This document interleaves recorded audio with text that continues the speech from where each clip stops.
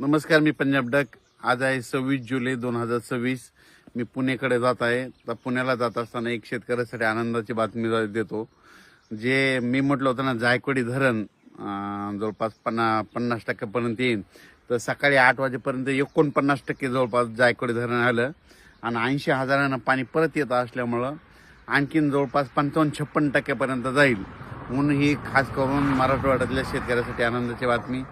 उजनी धरण देखील 75च्या पुढे गेलंय, म्हणजे जवळपास 78-80% गेलंय. म्हणून उजनी धरणाच्या शेतकऱ्यासाठी आनंदाची बातमी.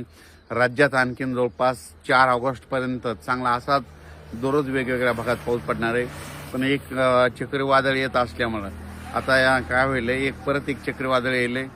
ते पूर्व विदर्भातून पश्चिम विदर्भातून इकडं जळगावकडून असं परत उत्तर महाराष्ट्राकडे जाणार आहे. त्याच्यामुळे राज्यात पुन्हा काही भागात रिमझिम तर म्हणजे विदर्भात जोराचा पाऊस पडणार आहे. म्हणून हा अंदाज शेतकऱ्यांनी लक्ष घ्यायचा. नाशिकचे जे भागातले जे शेतकरी त्यांना एक सांगू इच्छितो की आणखीन 4 तारखेपर्यंत पावसाचा जोर असा चालू राहणार आहे. म्हणून हा अंदाज त्यांनी लक्षात घ्यायचा.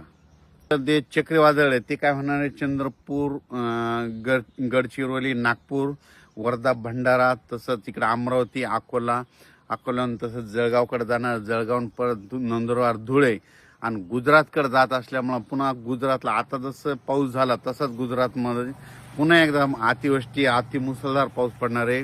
म्हणून गुजरातच्या जनतेने देखील अंदाज लक्षात द्यायचा. कारण की गुजरातला पाऊस पडत असल्यामुळं ते पाऊस उत्तर महाराष्ट्राला पडणार आहे. म्हणून उत्तर महाराष्ट्रात पडला तर परत आपल्या अन्नद्याला पाणी येणार आहे. म्हणून हा अंदाज महाराष्ट्रातल्या शेतकऱ्यांना लक्षात घ्यायचा.